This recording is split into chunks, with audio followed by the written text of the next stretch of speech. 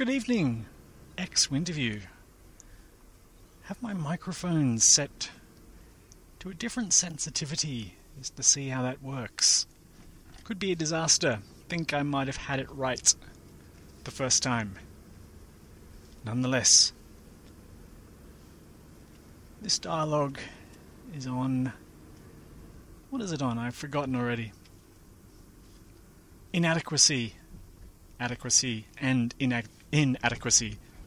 Another brief dialogue for his dear friend, Annastacey, on his way home from work. After a hard day's slog and toil, chopping wood, carrying water. The standard duties for a psychologist in a hospital. No doubt.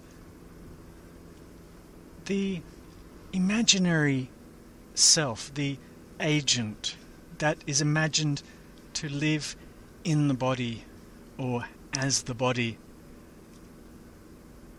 has no independent existence. And even experientially, as in when looking for signs or clues about this so-called person that I am, that I think I am, it can't be found. There's nothing in experience that indicates the existence of a person. We just come up with a bunch of clues at best. We come up with feelings centered in the chest or in the eyes in some cases, or in the throat. The voice that is spoken sounds like my voice. The memories that pop into the mind fleetingly perhaps are somehow mine. I think they're mine. I seem to be in the memories, I think. But it's not very compelling evidence. It's circumstantial at best. So, in saying that, the poor old person that I think I am is standing on very flimsy ground indeed. Flimsier than we think. The problem for the imagined seeker, standing on this flimsy crust of thin ice, you might imagine, is that it reaches continuously or consistently for some stability. It needs something.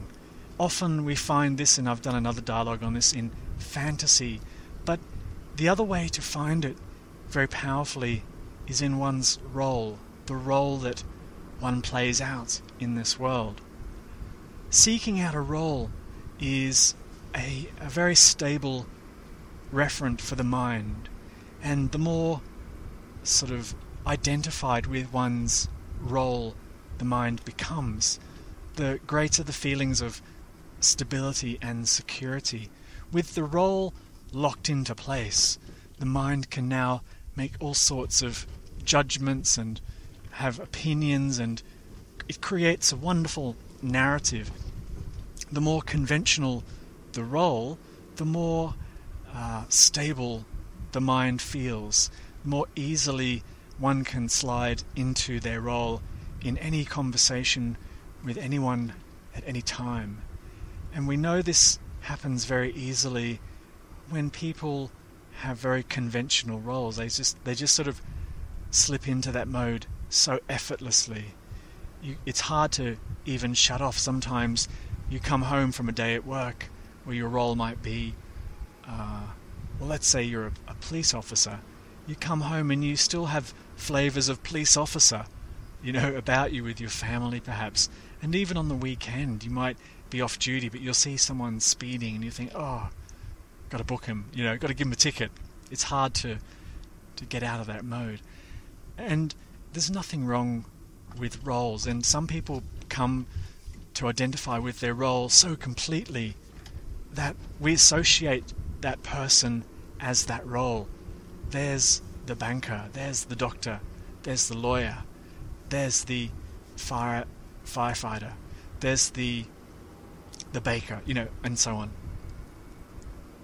But we know also that role identity can lead to a lot of mental unhappiness in some cases. It ends up often with a locking in and over-identifying with the role so completely that one isn't anything else. One isn't seen as anything else by friends and family, let alone themselves. People have great upset and depression and stress when they lose their role. Companies overhaul policy or get rid of staff in a redundancy, and suddenly Bill, the guy from accounts on level 5, isn't that anymore. Bill can't be that role anymore. Bill is now unemployed, or perhaps worse, unemployable. And so roles have status too. To take on the role as the unemployed can be shameful or humiliating in some ways. But getting back to the original point, the role gives a feeling, a powerful feeling of stability and legitimacy to one's very existence, because the mind is confused about what exactly exists. It cannot comprehend that existence just exists. The mind imagines that the person exists. I have existence, and therefore one day I will die and have no existence. The mind cannot grasp the fundamental quality of that awakeness that I am, that is, that existence in and of itself is that awakeness. And so it looks around the world to justify its existence or to add meaning to its existence in that confusion. This sets up a dynamic for many people, some that they are grossly aware of, and some they are unaware, and that is the feeling or feelings of adequacy versus inadequacy. The seeker is fundamentally inadequate. The person is inadequate. Because it exists as concept, it requires the continual feeding at all times. First comes the setting of the role or the purpose, the point, the meaning of the entity, and then comes the secondary qualities, the success at that endeavor in that role. One's self-esteem becomes intimately tied in to their role. And as we know, the mind loves hierarchy and orders of magnitude, where bigger is always better to the mind. In the roles themselves, we often find doubts, and people are plagued with doubts and questions all the time, not because they don't know their job, they don't know what they're supposed to be doing, they know very well. But there's a sense of looking over one's shoulder at all times for a greater authority to say, hey, what are you doing? You're not supposed to be doing that. And so, with that subtle disquiet, very subtle in some cases, we find the mind sets up the role in a very stable and solid way. In some cases, we set up associations, clubs and associations associated with our role. We have professional associations. We have legal legislation in some cases to legitimize the role we might play at work within a legal framework. There are books and seminars. There's professional development for work-related roles. And there are roles that exist outside the workplace too. Roles of parents, the role of a mother or a father, the family roles we play, all nested within each other. We use cultural norms to stabilize and legitimize these roles. They're not written down anywhere, but often they become legitimized within the culture, within arts even. If you read books and watch movies, you'll see roles legitimized as if they're some sort of fundamental core reality to life, forgetting completely that all roles are made up. All roles have a quality of pantomime about them. So the mind conveniently forgets the arbitrariness and tries to lock in to role legitimacy as quickly as possible, as early as possible, and thus stabilizing that disquiet very quickly. And then it sets up support structures to bolster the role. It sets up principles of the role, or rules that that person in that role must follow, and so on and so forth. And then the person in that role feels further stabilized, because if there's any problem, they can just refer back to the rules of the role, which in turn, let's not forget, were made up, were invented in the first place.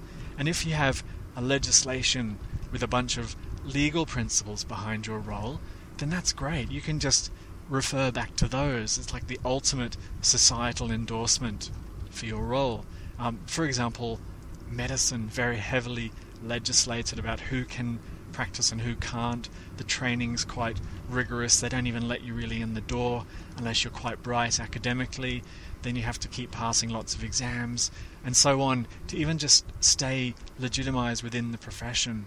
And then once you're in the profession, there's hierarchies and grades of prestige within that profession and so on. So I think you get the idea. So the feeling one can get very at some cost of kind of a willful blindness is a feeling of adequacy. I'm doing okay in my role.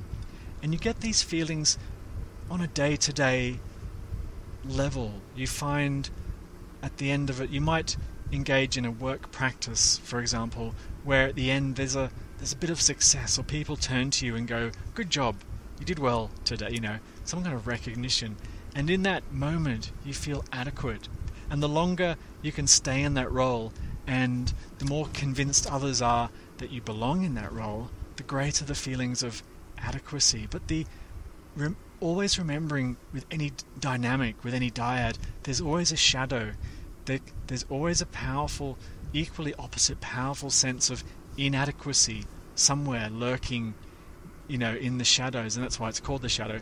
And this is you'll find this is a fascinating dynamic in the support structures. The stronger, the more robust the support structures around that role, or around the legitimacy of that role, you'll find the deeper and the darker the shadow. Isn't that interesting? So this won't be necessarily perceived by the individual, although it can be, but it certainly rears its head when that individual is removed from their role. The shadow comes racing back with vehemence, or is that the right word? Vengeance, maybe that's a better word, to really rock that imagined individual. And they can run away in shame. They might try and kill themselves, especially if that role is a very stable, sanctioned role within our culture. Even politicians and people we hold very high, that the shadow can run deeper and darker for that. So that's the dynamic, or the dyad, of adequacy and inadequacy as played out in the seeker's attempt to stabilize itself and legitimize its existence and experience. I'm losing my voice. You can probably tell, a bit husky this afternoon. Probably makes me sound very sexy, no doubt. Anyway, that was all. This is a super duper brief dialogue. Hope everyone is having a wonderful afternoon. Comments are welcome.